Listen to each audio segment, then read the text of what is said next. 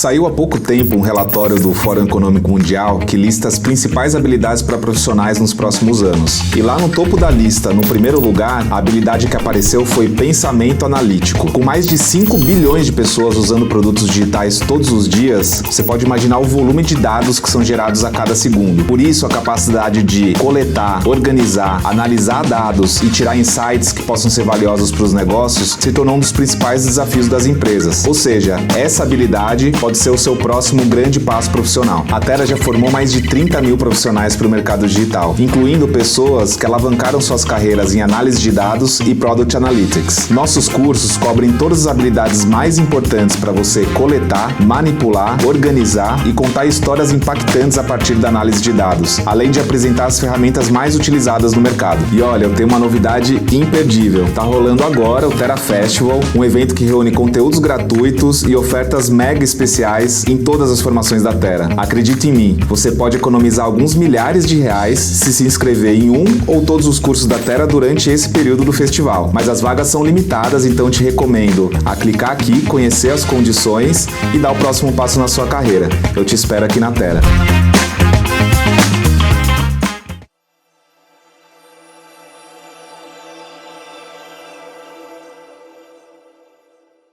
Olá, que bom que você veio, sejam muito bem-vindos e bem-vindas a mais um episódio do Tera Festival, esse festival que a gente criou para pessoas que estão criando produtos incríveis em tempos de inteligência artificial. Eu sou o Leandro Herrera, sou o fundador e CEO da Tera, estou muito feliz em estar aqui com os nossos convidados que eu já vou apresentar. E assim, num tweet, a Tera é uma escola de negócios e tecnologia que busca ajudar pessoas como você a dar o próximo passo na carreira.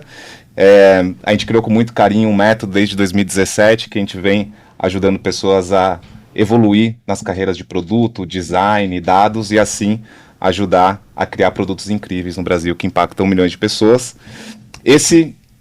Para quem está acompanhando aqui já o Tera Festival, a gente está chegando, se encaminhando aí para o final, mas hoje a gente tem condições super exclusivas para quem estiver assistindo, então continue aqui na conversa, aproveite a conversa e aproveite também as condições que lá no final eu vou trazer mais detalhes, tá bom? Hoje o tema é muito legal, eu estou muito feliz inclusive em debater isso, acho que é uma oportunidade incrível. Branding, o que precisa mudar na sua estratégia de marca, e eu vou apresentar já os convidados aqui, começando por ele, que é designer com mais de 20 anos de experiência em projetos para grandes marcas como Ripple, Fiat e Natura, além de dedicar alguns anos como professor do IED, em São Paulo, Faculdade Oswaldo Cruz e Faculdade Paulista de Artes. Desde 2010 trabalha no Itaú, onde desenvolveu diversos projetos nas áreas financeira, esportiva e cultural. Atualmente é Head de Brand Design do Itaú, onde tem o desafio de liderar a equipe multidisciplinar de design do maior banco privado e da marca mais valiosa do Brasil. É membro do júri do EF Design Award e mentor no programa Empower Black Women to Senior Leadership. Clayton, seja muito bem-vindo. Muito obrigado, Leandro. Prazer. Obrigado pelo convite. Prazer, uma honra ter você aqui. E agora vou apresentá-lo. O profissional de marketing com foco em growth, branding e negócios. Ele tem mais de 10 anos de experiência em big techs e startups. Passou por Microsoft, Google e trabalhou na estratégia de marcas da Creditas, Nuvem Shop, Toro Investimentos, Gympass, entre outras. Hoje é CEO do Purple Metrics, software de mensuração recorrente de branding, que ajuda times de marketing a provar o impacto de branding no negócio. É mentor de startups e cofundou iniciativas como Fintech Google, Google Growth Academy e ESPM Angels. Além disso, é expert da Tera no curso de Product Marketing. Então seja muito bem-vindo, Lucas Yokota ou Yoko. Boa, muito obrigado. Estou animado pelo nosso papo. E é isso, sempre que a Tera convida, eu venho. Maravilha. Olha só, o que é legal aqui que a gente vai tentar fazer, né? Acho que pegar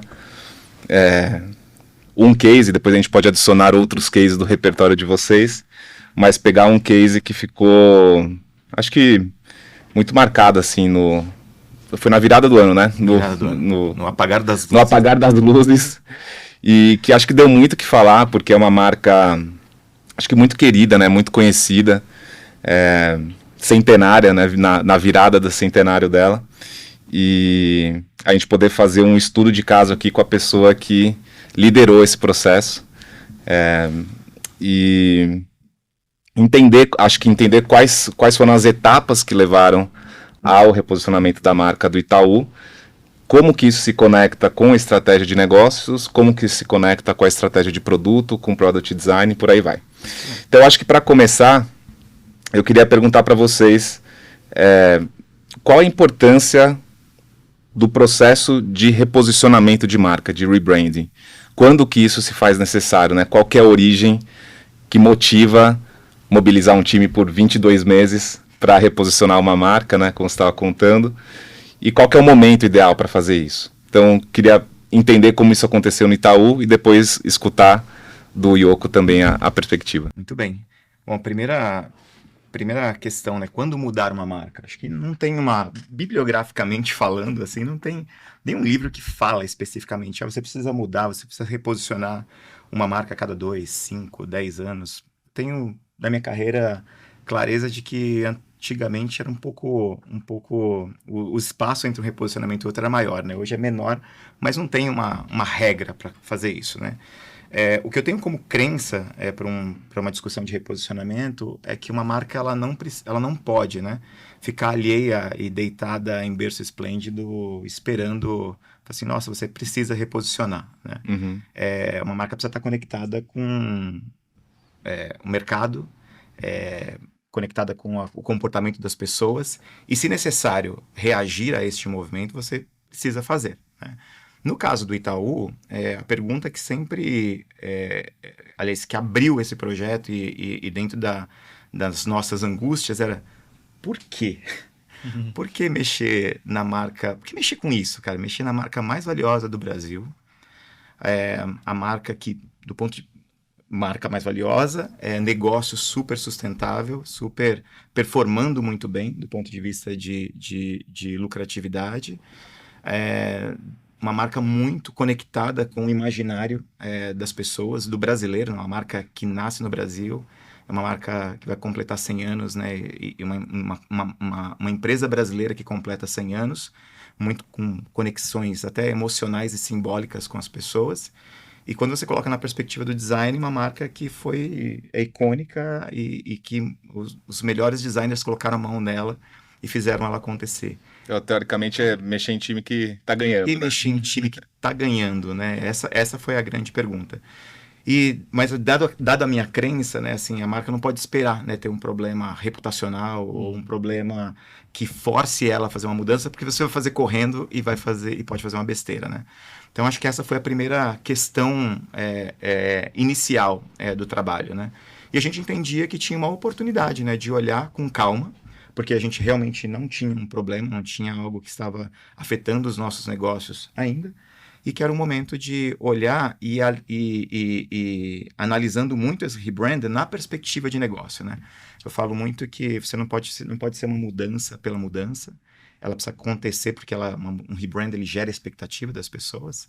Uhum. Então a gente precisava estar no momento preparado para que essa mudança fizesse sentido.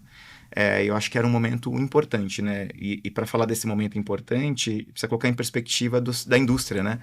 Há 12 anos atrás eram 5 bancos existentes, né, no mercado, que dominavam o mercado. Hoje, são 5 bancos e dezenas de fintechs atuando neste espaço. Vocês bem conhecem, sabem como esse mercado é nervoso e cresceu. E quebrou, e ficou, né? Os bancos tradicionais, os incumbentes, chamados incumbentes, e as nativas digitais e as fintechs do outro lado. Cara, e o banco vem trabalhando no momento de se reposicionar como empresa e procurar um espaço que a gente não entende que ele é o bancão tradicional, mas também não é nossa vocação ser uma fintech. Qual que é esse espaço do Itaú?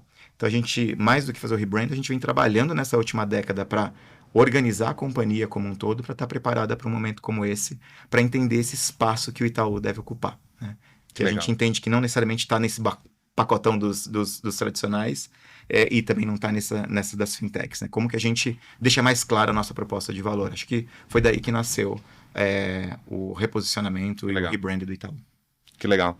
E do que vocês acompanham na Purple, né? Que semelhanças que tem com empresas que estão eventualmente mais jovens, né? Que não estão necessariamente com essa com essa tradição que o Itaú tem, mas que ainda assim tem que passar por um processo de reposicionamento. Ah, boa. Muito legal. Eu tô gostando hoje eu tô meio até quase como curioso também, porque eu vou descobrir parte do bastidor, né? Mas eu lembro quando eu tava na facu, me formei em 2014 lá na SPM, eu lembro que a galera falava assim, pô, o Itaú vai ser o primeiro, tinha vontade de ser o primeiro, acho que primeira banco love brand do mundo. E desde lá já era uma referência, né? Aí acelera um pouquinho minha carreira, fui pro Google e aí eu atendia um monte de fintech, que é o que você falou.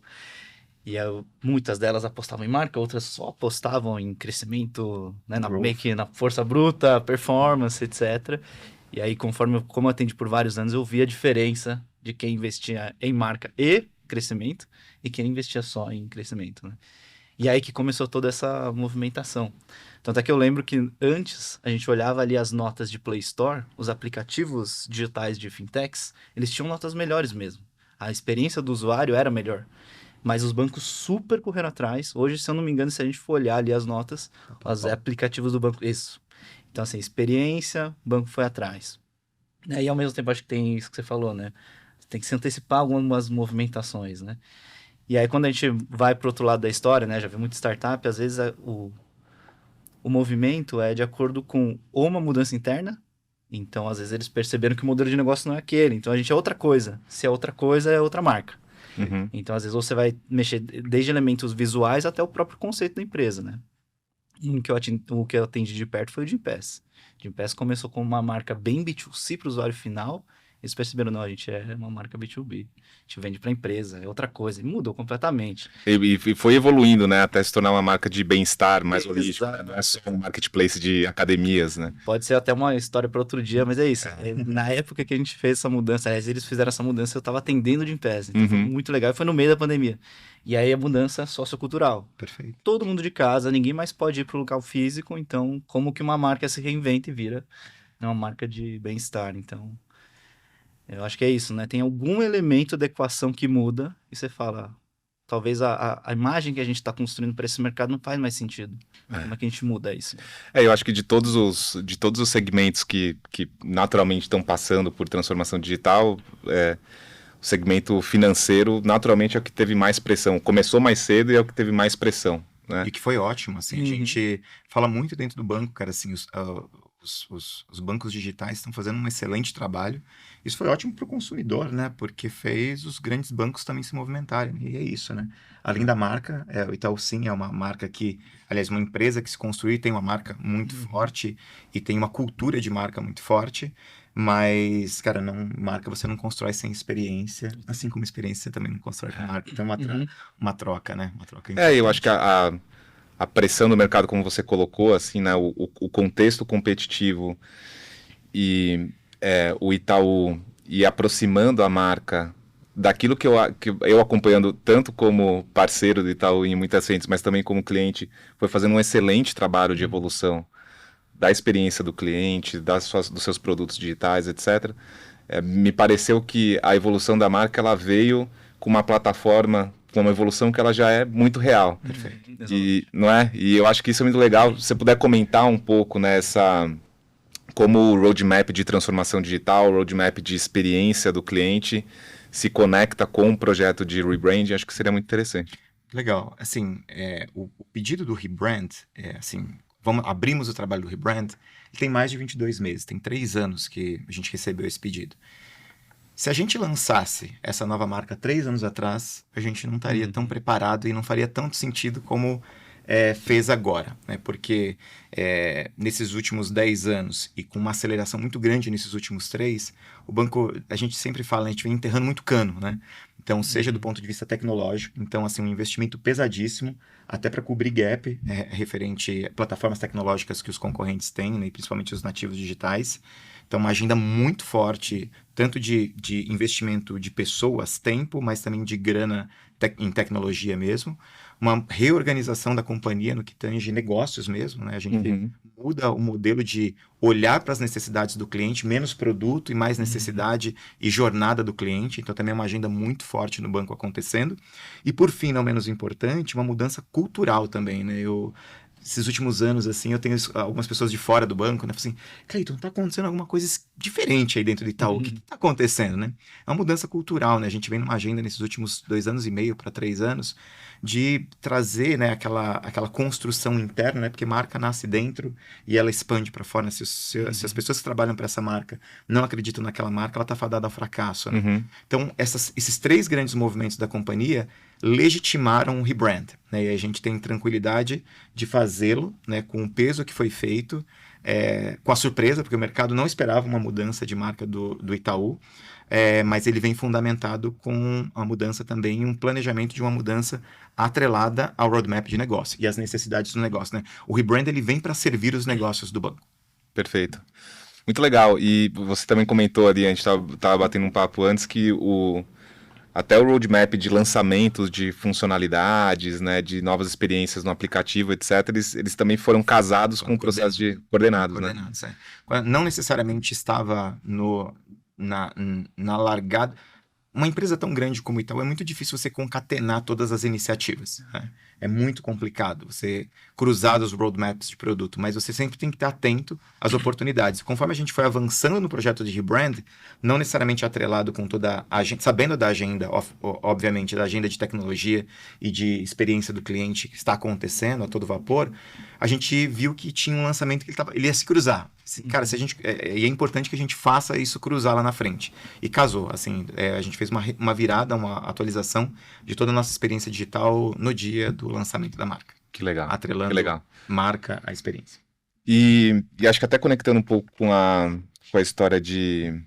Acho que com o mindset de produto e a visão de produto, muito importante a questão de métricas, né? Então, como que a gente mede tudo isso depois, assim? E aí eu queria entrar um pouco e aprender com vocês quais são as métricas, assim, para um projeto como esse, o que a gente pode ver depois? O que a gente, no processo de design, a gente pensou, a gente acha que a gente vai impactar essas 5 métricas aqui. Quais métricas são? Quiser começar com a sua experiência, Yoko?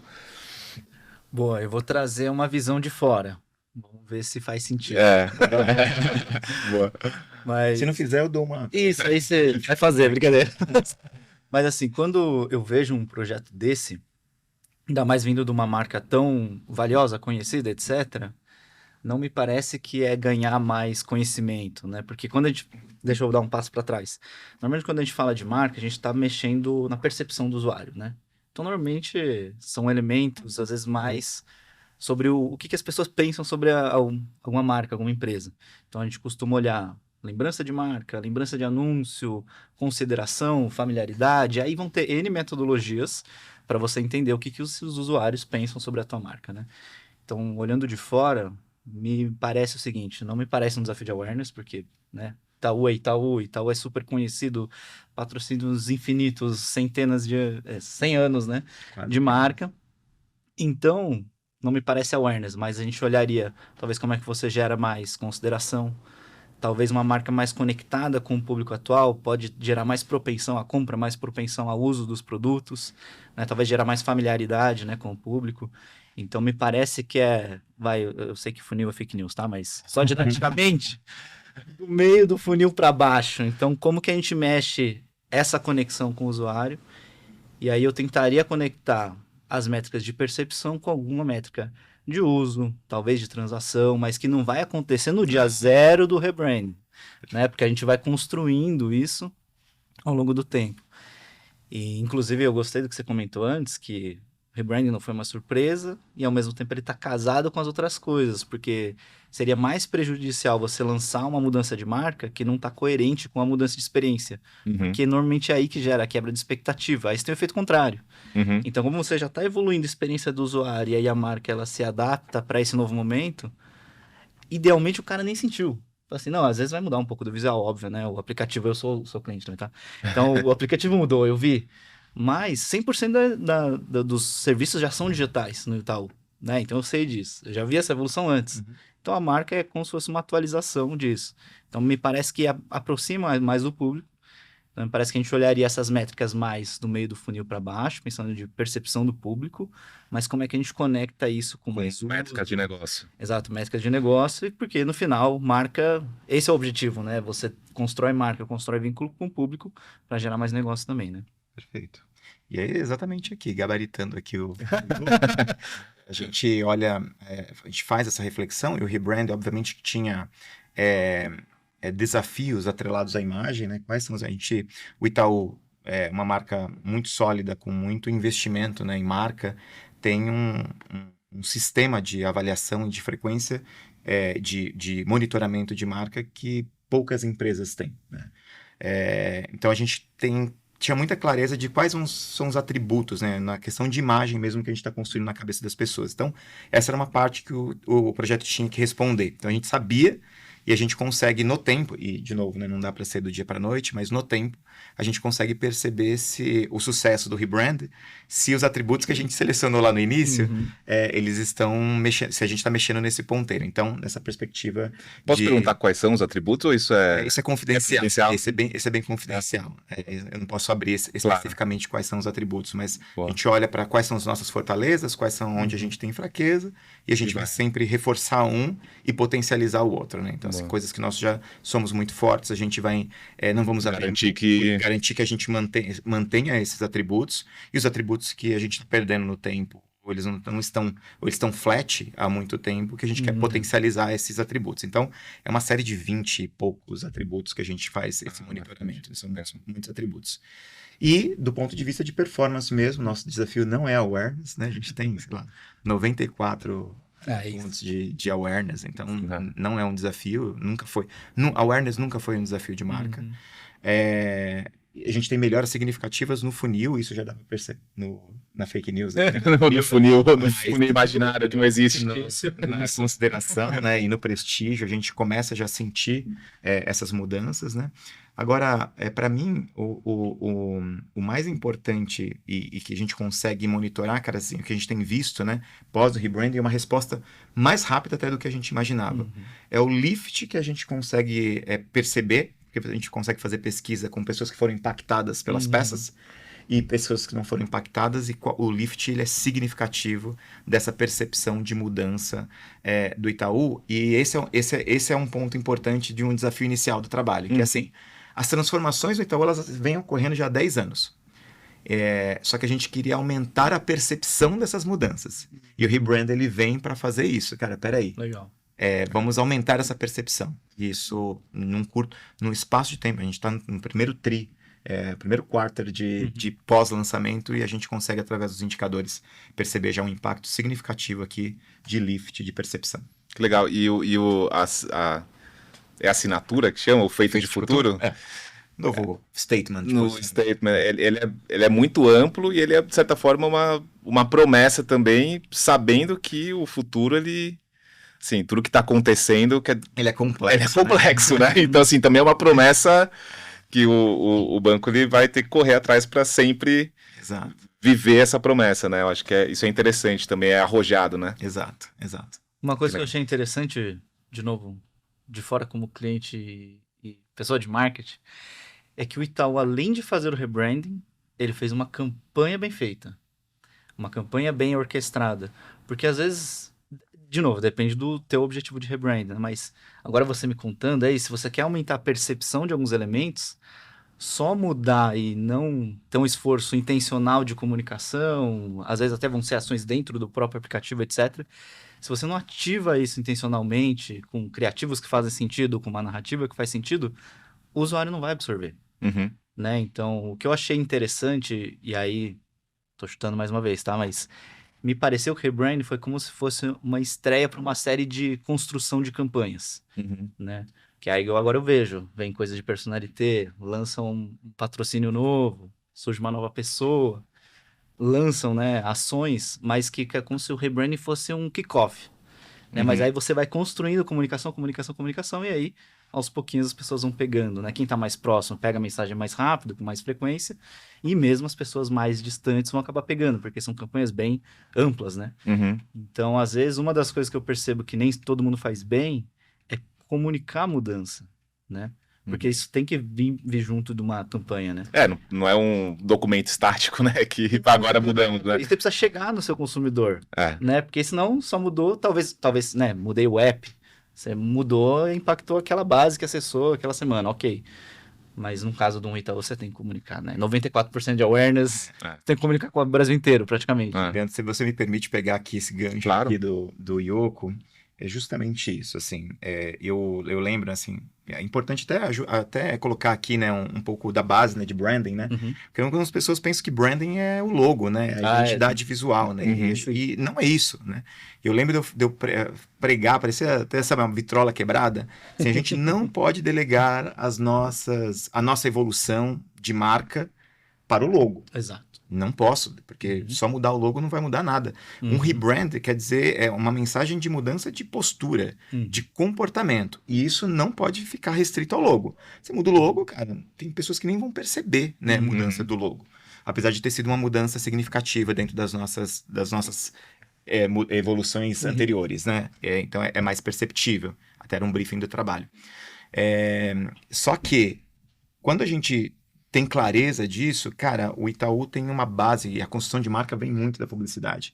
Essa foi, acho, também uma coisa matadora do projeto, que foi a conexão com as potencialidades, seja da evolução do produto, mas é um trabalho de design, de brand design, mas atrelado com publicidade, com evento, assim, com patrocínios. Então, foi tudo muito orquestrado.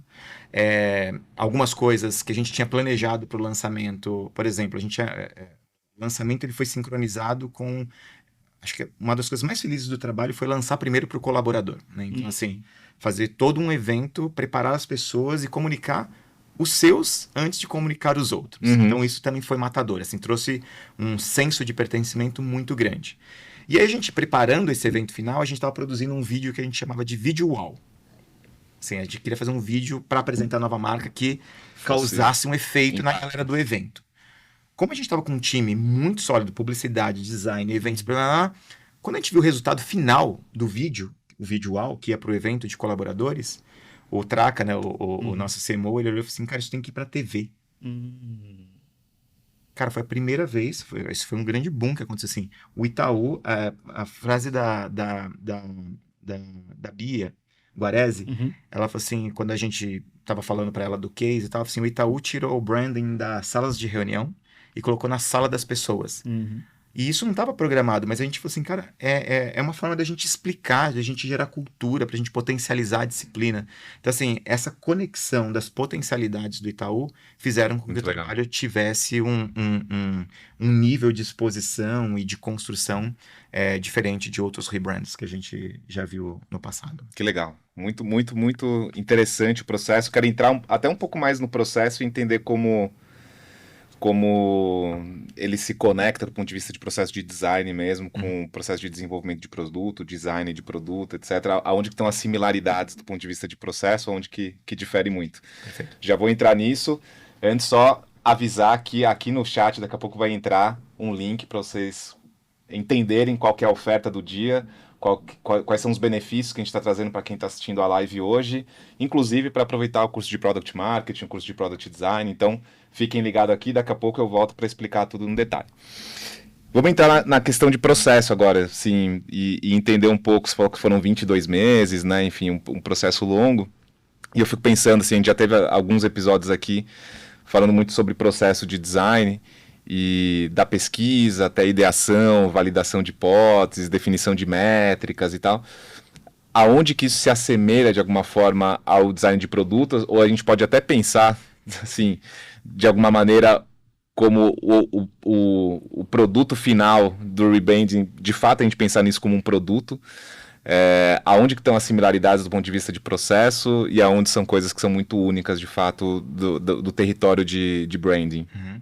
Você quer começar? Eu vou falar menos sobre o rebrand, mas mais a nossa filosofia de marca, né? A gente entende que qualquer ponto de contato do teu cliente contigo vai construir percepção. Então, você tem que pensar desde a forma como, no nosso caso, né? A gente é B2B, vende para empresas. Então, desde como está seu site, o seu pitch deck e a forma como o vendedor vai conduzir a reunião, né? Ou a interação dentro de uma funcionalidade do produto. Super, isso. Imagina que o cara comprou, aí como é que é um... consistência.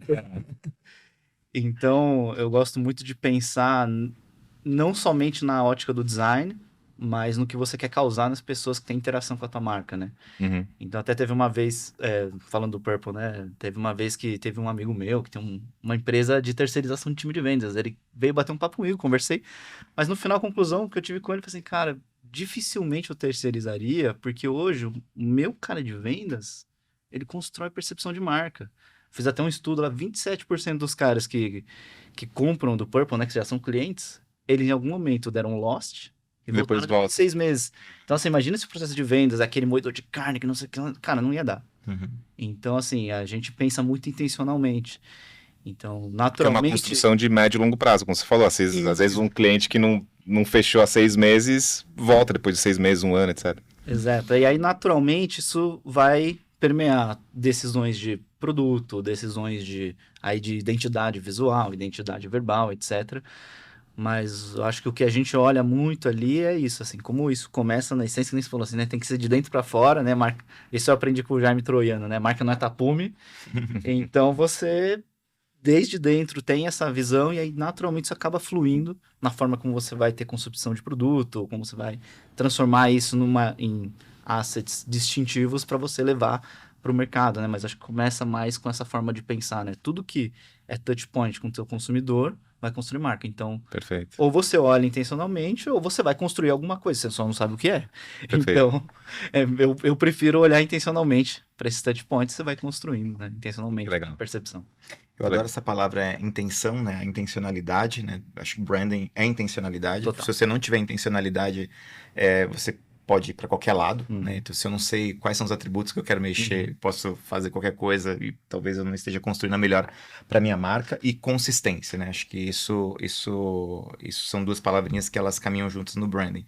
Agora, pegando, assim, o ponto do Yoko, cruzando com a sua pergunta, Leandro, assim, na prática, deveria ser tudo concatenado, assim, as etapas, né, de um projeto de branding, pelo menos em um projeto do que eu conheço, né, de uma evolução de produto digital, cara, é discovery, né? Você tem ali um primeiro entendimento, depois você vai fazer a criação, você prototipa e depois você implementa. Em linhas gerais, ela Sim. né? Na prática, e especialmente para esse caso, quando dá, a gente é ótimo e é importante que você faça. Agora, neste caso específico, não deu. Porque a gente tinha uma variável importante nisso, que era uma palavrinha que me perseguiu por 22 meses, que era confidencialidade. Então, o trabalho de rebrand, ele foi um trabalho feito por um time muito pequeno, começou com um time muito pequeno, com o envolvimento do C-Level do banco do C-Level, assim, o CEO e os fundadores. Uau. Assim, muito pequeno mesmo. Então, tinha poucas pessoas envolvidas, né, no trabalho. E você não podia criar um diálogo com a área de tecnologia, de CX, falando que você, olha, estou fazendo aqui o rebrand, então vamos concatenar aqui os pipelines, vamos coordenar. Não existiu isso, mas existiu sempre um olhar de longe e vendo as oportunidades, e conforme a gente via pistas que era importante conectar, a gente conectava de forma pontual, e aí a gente trazia mais uma pessoa para a treta. Eu estava na sala, exato, um NDA, assim, NDA. E aí, por exemplo, tinha um par meu de CX, né, o Eduardo Maia, não sei se talvez você até conheça do Itaú. Ele é um head de CX e design lá. E foi quando eu falei assim, Maia, vem aqui. Eu aí chamei ele pro jogo, falei, tá acontecendo isso, você não pode falar para ninguém, só que eu preciso da sua influência no pipeline de produtos. E aí a gente começa a fazer algumas coisas, e não necessariamente da forma mais democrática possível. E aí, de repente, e as pessoas não entendiam aquilo, né? E foram, assim, durante esse processo, né, de algumas tomadas de decisão, que era meio top-down, mas vinculado a essa visão do todo, na frente se concatenou, as pessoas, nossa, entendi. Tá, mas foi um desafio lidar com essa confidencialidade e não poder envolver grande parte da companhia nas tomadas de decisão, em concatenar os movimentos de produto, mas dar um salto de fé, assim, tem alguma coisa acontecendo e no final acabou dando certo. Assim. E eu fico pensando como que é o processo de mitigação de risco, né? Porque muito do processo de design tem mitigação de risco por fazer um protótipo, vou testar, vou ver a reação, volto, pego o feedback. Era possível fazer isso ao longo desse processo? Cara, assim, desenvolvemos tecnologias, a gente, ter investimentos, né, suficiente para você fazer um trabalho como esse é importante. Por exemplo, a gente fizemos testes com cliente para testar, principalmente no que tange cores, que foi uma das grandes discussões, né, ou grandes das polêmicas das redes sociais pós-lançamento, foi a questão da cor. Cara, a gente testou com um cliente, uma tecnologia que ninguém via o logo, mas fazia associação de marca com algo embaçado, sem saber o que estava por trás. Então, assim, a gente fez alguns testes com o cliente para tomada de decisão, para mitigar efetivamente o risco. E também, né, acho que marca tem uma questão que ela está aliada não à estratégia. A gente ouve o cliente, obviamente, para as decisões de marca, até porque a gente faz para as pessoas e tem que se conectar com as pessoas para eu ser, como posso dizer, coerente com o que eu disse no início, né? Que é você observar, a marca observa o comportamento das pessoas para reagir, para fazer alguma mudança, mas são decisões estratégicas, né? Então tem algumas coisas que a gente sabe que você não vai conseguir abarcar tudo, até por conta do tamanho do Itaú. Mas você ter consciência para tomada de decisão e apostar naquilo é importante. Então, em alguns momentos a gente fez testes com clientes, mas a gente desenvolvia metodologias com os parceiros para evitar, conseguir garantir essa confidencialidade. Exato. Que legal.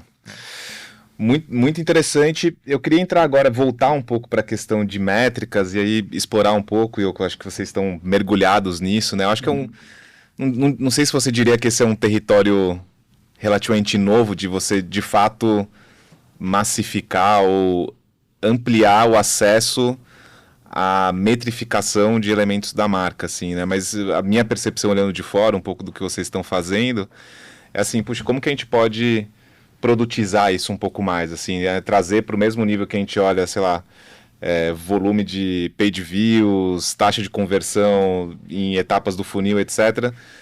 E a parte da marca, ela ficava meio que num subjetivo, ou talvez para empresas muito grandes, tem outros recursos que consegue usar, mas com investimento muito maior. E aí eu acho interessante entender como essa visão ela vai se aproximando da visão que a gente tem de acompanhamento de produto mesmo, assim, né? Marca como produto. Tá certo isso? É um pouco essa visão. Eu queria entender a sua visão para frente, né? A partir do que vocês estão desenvolvendo. Não, muito legal. Pensando em métricas para marca, assim, eu acho que além do funil fake news, eu acho que métricas para marca é outra. Eu acho que criou-se um mito coletivo de que não dá para medir. Né? Eu não sei de onde vem, né? Meio, acho que cultural dos times de marketing. Eu lembro que até tinha umas piadas assim, sabe? Pô, a campanha não performou, mas pelo menos construiu marca, né? Não, calma, peraí, que papo é esse? Tipo, como assim? Jogou Só porque a gente não conseguiu explicar. Não, mas que isso? Institucionalmente, Não, mas tá tranquilo, pelo menos construiu marca, não converteu nada, mas construiu. E fala, putz, às vezes acho que por conta dessas coisas, às vezes até teve uma época, assim, minha leitura, né, assim, era como se fosse marketing era feito só por madmen, pessoas muito criativas, e aí você construía sempre nessa pegada, né? Aí depois teve a época que quase que para você ser marketeiro você tem que ser engenheiro. Tem um amigo meu que é do marketing, cara, engenheiro físico, tipo, eu não consigo nem entender o que ele pensa, mas isso é muito dado, e trouxe muito resultado. Mas aí quando vai para marca, construção de marca e percepção, como envolve elementos mais subjetivos, às vezes gera essa percepção de que não dá para medir.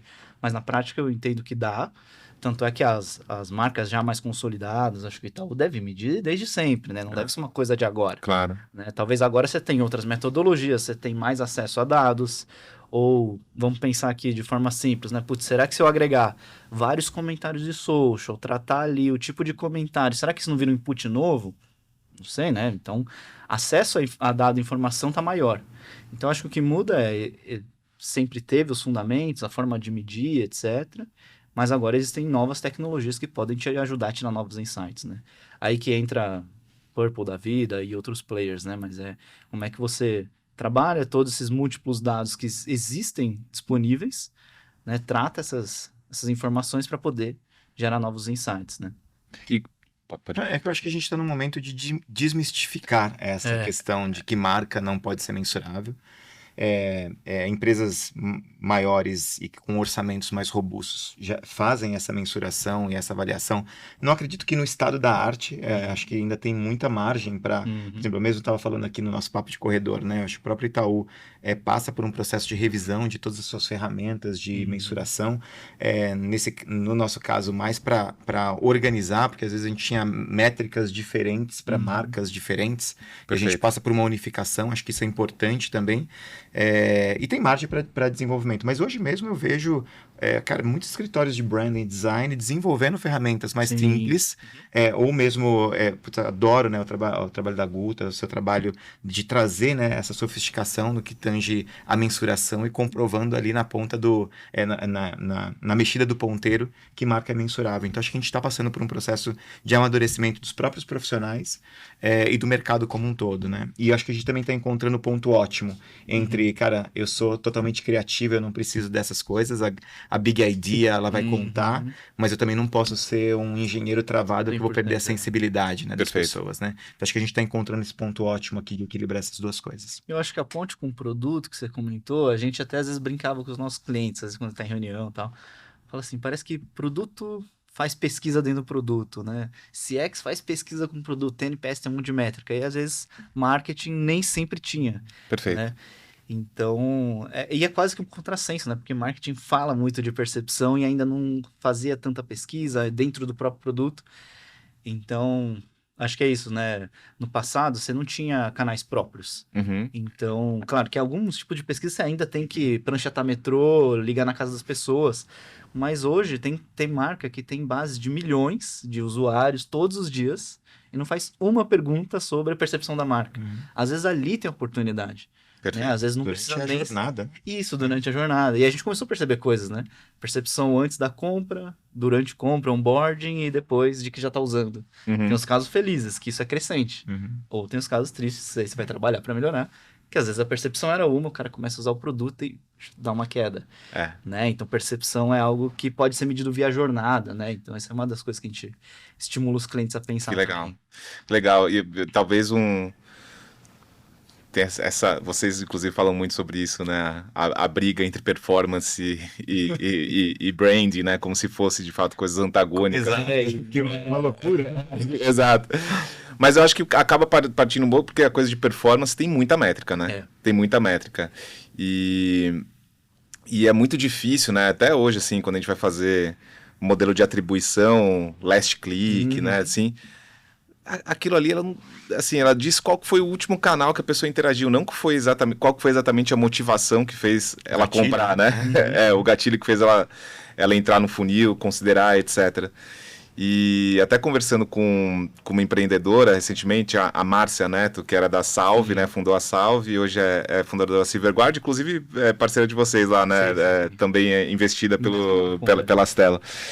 E aí ela estava contando um case da Salve em que eles faziam perguntas no final do processo de compra e cruzavam depois o que a pessoa respondia com o que eles viam no modelo de atribuição.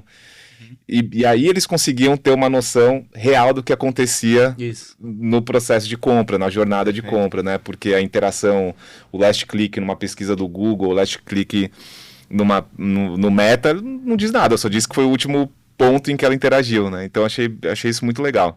E conversa um pouco com o que você falou. Essa metodologia é aquele self-reported attribution, mas no brasileiro, claro, cara, como é que você conheceu a gente, sabe? Meio assim. E aí você combina os dados de touchpoint, né? Então, que nem, né? Qual foi o último touchpoint, qual foi o intermediário, qual foi o primeiro, com uma métrica de percepção. Aí você junta os dois e consegue tomar uma decisão melhor. Porque às vezes você só tem uma visão canal e touchpoint, ele te dá a parte da resposta. Aí quando você junta self-reported, né? Aí você consegue entender pelo menos o que está mais na cabeça da pessoa, né? Eu lembro de ter conhecido no TikTok, eu lembro de ter conhecido no Pinterest, não sei.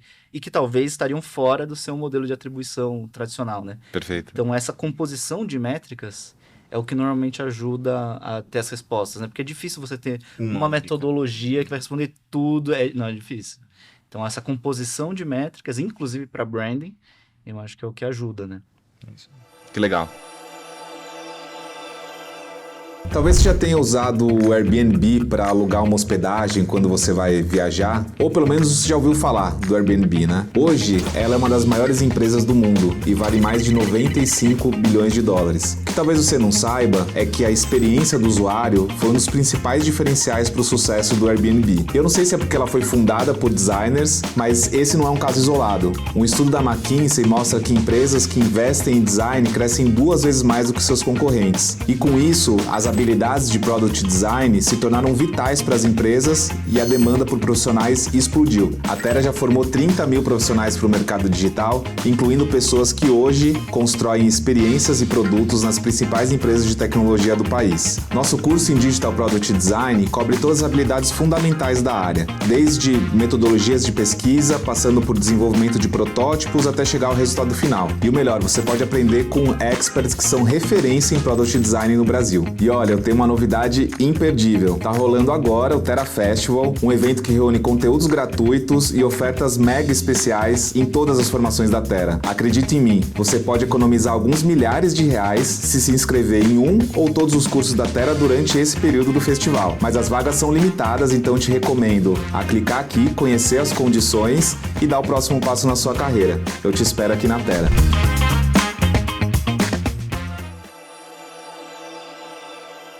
Eu queria que vocês compartilhassem, assim, na vivência de vocês, aprendizados, insights para times que estão considerando passar por esse processo, né? Que estão olhando, ou eventualmente, uma pressão de mercado, ou uma evolução mesmo do seu produto, do seu negócio.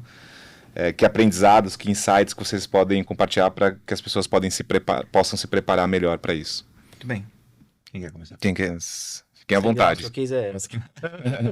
Cara, esse que eu colocaria de dicas, assim, insights, pelo que eu passei aqui no rebrand do Itaú, assim, principalmente você olha para uma marca muito grande, muito robusta, acho que é primeiro você ter um comprometimento da companhia, da empresa, com o trabalho de rebrand. Acho que não dá para você fazer um trabalho de rebrand desassociado da estratégia da companhia, porque se você fizer isso, você está fadado ao fracasso. Você não vai ter o commitment da empresa em fazer ou para entregar as evoluções que são necessárias para justificar ou para qualificar, melhor dizendo, um rebrand. O segundo, o envolvimento do C-level é muito importante dentro de uma discussão de rebrand. Assim, as pessoas que lideram a companhia, elas precisam... É meio que o primeiro está ligado com o segundo, né? Mas você dedicar tempo eu acho que isso fez muita diferença dentro do Itaú, né? Ter o Milton, que é o nosso CEO, né? No dia a dia, né? E ele pediu isso, né? Uhum. Ele priorizou essa agenda, né? Até porque no decorrer do processo eu com o nosso parceiro do projeto, que foi o Michael Beirut da Pentagram, ele falou: Clayton, nenhum CEO quer ser o CEO da Tropicana. Não sei se vocês conhecem o case. Da marca de suco? Não conheço. Eles fizeram um rebrand da embalagem e da marca e perderam 20% de receita. Uau! Então ele usa esse case, ele fala: nenhum CEO quer ser o CEO no rebrand, porque tem um risco envolvido, né? Uhum. Então, é muito legal, foi muito importante ter o CEO e acompanhar, e você conseguir ter discussões e frequência, né? É um investimento, né, dele, mas pelo tema, a importância, pelo respeito e pela importância do tema. A terceira dica que eu daria é você se cercar dos melhores. Um trabalho como esse, assim, o Itaú tem uma área de design, não sei se vocês têm visibilidade ou conhecimento, há mais de 40 anos. Né? Quando você fala na perspectiva histórica, né, assim, um dos primeiros escritórios de design do Brasil, né? Então, é uma empresa que já investe no design há mais de 40 anos. Tem um time muito competente, muito especialista, que conhece muito da marca. Mas isso não limitou a gente de procurar parceiros estratégicos para ajudar, como a Pentagram, a Fábio Hag Type, África, Galeria, e montar uma squad na altura do tamanho do desafio. Né? Uhum. Se cercar dos melhores é importante. E, por fim, ter foco e priorizar esse tema. Assim, se a gente não tivesse colocado um esforço hercúleo da companhia em colocar os melhores profissionais, apesar de um grupo pequeno, mas envolvido nesse projeto, envolvendo design, marketing como um todo, né? E brand design, publicidade, evento, tecnologia, infraestrutura, o trabalho não tinha sido da magnitude que ele foi. Acho que essas legal. São as minhas dicas. Excelente.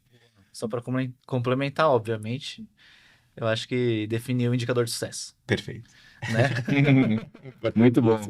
O que acontece às vezes com a gente, da galera chega e fala, nossa, eu tô pra fazer tal coisa. Às vezes é um momento importante pra marca, às vezes pode ser um rebrand.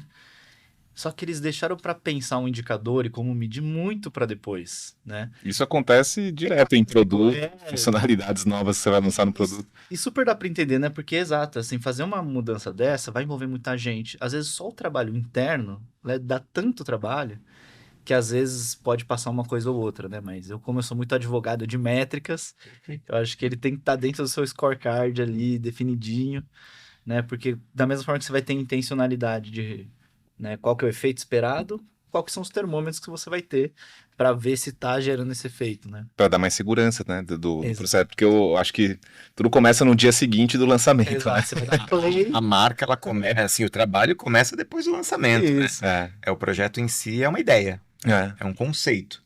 É. A marca, ela começa no dia seguinte. E aí, entrando na questão de inteligência artificial generativa, né, tudo que a gente está vivendo, tenho muita curiosidade para saber se vocês estão vendo algum impacto já sentido ou possível nesse território especificamente. Bom, eu acho que tem os casos mais óbvios ou mais comuns, que é desde desdobramentos, né? Algumas coisas mais básicas assim, né? Desdobramento de peça, de asset. Isso no fluxo de produção. Isso, no fluxo No de dia a dia, produção. Mas assim, eu gosto de dar uma viajada quando a gente fala de AI, porque tem coisas que já estão no dia a dia, mas Sim. possibilidades, né? É. Eu acho que vai dar a possibilidade da gente criar novos inputs para modelos. Então, por exemplo, imagina que a gente pudesse pegar todos os assets pré-existentes do Itaú, passasse uma AI ali e falasse, ó, de todos os assets, desde coisas que usuários criam, social cria e a gente cria, 80% delas fala que a gente é inovador ou que a gente é para o futuro. Então, eu fico muito pensando como a gente pode usar grandes massas de dados para interpretar Toda a história da marca, por toda a exemplo. história da marca para você começar a fazer diagnósticos, entender ou nutrir modelos, né? Porque às vezes você pode pegar e falar isso, né? 70% do meu vídeo no YouTube são educativos. O que isso significa quando a gente pensa no impacto de geração de receita? Isso é muito legal. Então, o AI me abre esses olhos para como é que eu analiso grandes massas de dados para criar novos inputs, e esses novos inputs podem treinar melhores modelos, que podem me ajudar a otimizar desde a alocação de verba, novos criativos e coisas assim, né? Então, quando eu olho para AI, eu olho muito por essa ótica, né? De como Legal. é que pode gerar novos insights, e no final, não é que isso vai virar um piloto automático e aí tchau time de marketing, não é nada disso, né? Como isso vira uma ferramenta de apoio à decisão. Que, de novo, volta para a época dos Mad Men, talvez muito da decisão era feita com base em histórico, vivência, que é ótimo. É como se o cara tivesse uma AI, óbvio, né? Inteligência Biológica, né? E isso processa e ele chega num baita de um insight. Mas conforme você vai tendo mais dados, mais canais, etc., um apoio de tecnologia, eu acho que te ajuda a chegar a melhores conclusões, né? Interessante. Então, tenho olhado muito o AI por essa ótica. Que legal. Bom, o Yoko trouxe aqui uma perspectiva muito legal que eu acredito muito. Acho que a potência da AI. Pegando uma coisa prática de dia a dia, por exemplo, dentro do case, né, do Itaú. A gente já usou, por exemplo, toda a parte de fotografia, a direção fotográfica do projeto, foi tudo gerado em AI. Foi tudo feito em inteligência artificial generativa. Ah, Cleiton, mas vocês estão usando essas imagens? Não, mas ela adianta um baita de um espaço de você setar as suas expectativas e aquilo, porque às vezes você está criando, né, fazendo um processo de rebranding, você fala, não, porque o figurino é esse, a iluminação é essa, e você vai montando um quebra-cabeça e depois você entrega para o shooting para ele fazer. Cara, hoje a gente já conseguiu, a gente saiu do projeto e entregou, assim, ó, essa é a iluminação, esse é o tipo de câmera, legal, essa é a fotografia, e aí para você replicar, então para escala, isso já está sendo uma coisa muito na prática, né? Posso dizer que tem centenas de iniciativas dentro do banco experimentando o uso de inteligência artificial generativa para programação, para os fluxos de marketing, enfim, toda a companhia passa por um processo de olhar para essas oportunidades Eu, no meu dia a dia, a consistência, assim como a gente tem a possibilidade de colocar todos os assets, né? O meu sonho é que eu não tenha mais fóruns de consistência. Seria genial, né? Que a gente passe na maquininha lá e ele fala, não, essa peça é 80% Itaú. Beleza, check.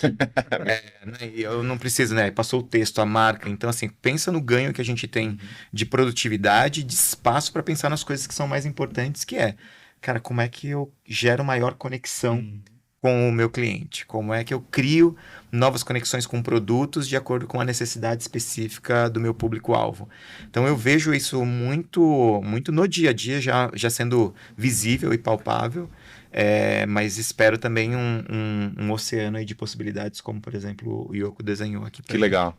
E tem, além de todas as oportunidades, tem riscos também, né? Não sei se vocês viram recentemente a história do Lego. Não vi. Eles criaram imagens geradas por AI para o Ninjago. E os usuários perceberam isso. E foram no Twitter e falaram tal. E tem uma política em algum lugar na política da Lego que eles não usariam inteligência artificial para gerar imagens dos seus personagens e tal. E foi uma repercussão super negativa para a marca.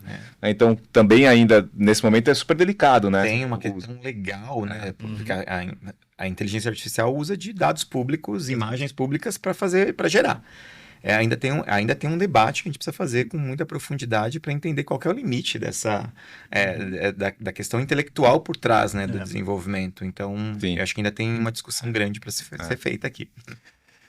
Muito bom, muito bom. Estamos chegando no final e acho que para fechar, o pedido é que vocês compartilhem livros, artigos, podcasts, né, que ou te ajudam vocês no dia a dia ou ajudaram vocês na carreira de vocês. Então, fiquem à vontade para compartilhar com quem está assistindo com a gente aqui. Muito bem. Posso começar? Claro. Bom, eu vou dar duas dicas que eu acho que foram importantes até para esse processo que eu acabei de passar pelo rebrand. É um podcast, eu olho ali, né? Posso passar a indicação ali? Um podcast que eu gosto de escutar bastante, que é a Change Brand. Ele conta histórias de rebrands, então isso me ajudou. Tem uma coisa interessante, eu estava escutando esse podcast quando eu escutei o rebrand da Mastercard. Com o Michael Beirut, eu estava correndo, escutando dentro daquela prática de fazer esporte, escutando um podcast, e eu escutei o Michael Beirut falando do rebrand da Mastercard. E eu falei, eu quero trabalhar com esse cara. E ele fez parte do processo. Então, a Change Brand é um podcast que eu super recomendo. E eu vou recomendar um livro também, que foi muito importante no ano passado, é de um britânico chamado Nick Liddell, chama You Are a Fish. Ele traz uma perspectiva muito interessante, cara, assim, disruptiva, pelo menos para mim foi disruptivo, de como tratar o tema branding de uma forma menos idealizada e mais aterrissada na prática. Então, You Are Fish, Nick Liddell, uma dica aí de livro para vocês. Obrigado.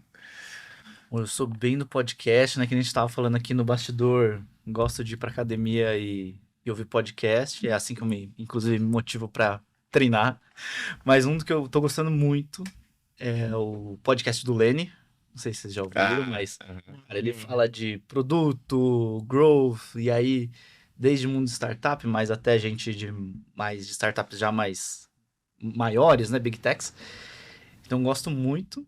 E eu, como marqueteiro, entender um pouco mais o lado de produto me ajuda a ser um marqueteiro melhor, né? Então, gosto muito do Lenny Podcast. Aí, mais do mundo de startup, eu gosto muito do podcast Y Combinator. Muito fã desses caras. E de leitura, tem um que eu li agora, que é What You Do Is Who You Are. Fala muito sobre cultura corporativa. É muito interessante. Eu, como alguém que está numa startup que está em crescimento, assim, pensar em cultura é uma das coisas que eu mais gosto, de pensar intencionalmente, da mesma forma que marca. Hoje a gente quase que fala que cultura e marca tem quase que uma sinergia completa, né? A gente está até percebendo que não tem. Quase que não dá para separar, né? Então, tô um pouco nessa pira de estudar cultura corporativa. E teve um que me ajudou muito, como eu vim de Big Tech, de grandes empresas, e depois vim para startup. Teve um livro que me ajudou muito a fazer essa transição, que é um que fala A Coragem de Não Agradar. É um autor japonês, mas que ele traz uma interpretação como se fosse um sábio conversando com uma pessoa mais jovem, mas que eu acho que ajuda muito, assim. Quando você vai para o mundo de startup, assim, você tem que desapegar de um monte de coisa. E agradar e acertar, acho que é uma delas. Assim, óbvio que você, no processo, vai acabar acertando, mas assim, eu tive que desapegar de várias coisas. Então, acho que é uma dica para, eventualmente, alguém tá transicionando ou pensando nisso. São dois esportes muito diferentes, assim. Uma coisa é você tá no Google, na Microsoft, outra coisa é você tá no startup, que você tá todo dia fazendo lá, tal, com a galera e botando de pé. É uma montanha-russa muito interessante, assim, eu tô adorando, assim, mas são dois esportes diferentes. Com certeza. Então, acho que esse livro me ajudou bastante. Que legal. Muito bom. Refiz a minha estante de livros aqui. Agora eu tenho livro para ler para os próximos 6 meses, talvez. Muito legais as indicações. Obrigado pelo papo. Foi muito bom. Aprendi muito com vocês hoje. Obrigado de verdade. Prazerzão. Bom, esse aqui foi o 5º episódio do Terra Festival. Semana que vem a gente encerra esse ciclo maravilhoso aqui com muita inspiração. Espero que vocês estejam com a gente. Até lá.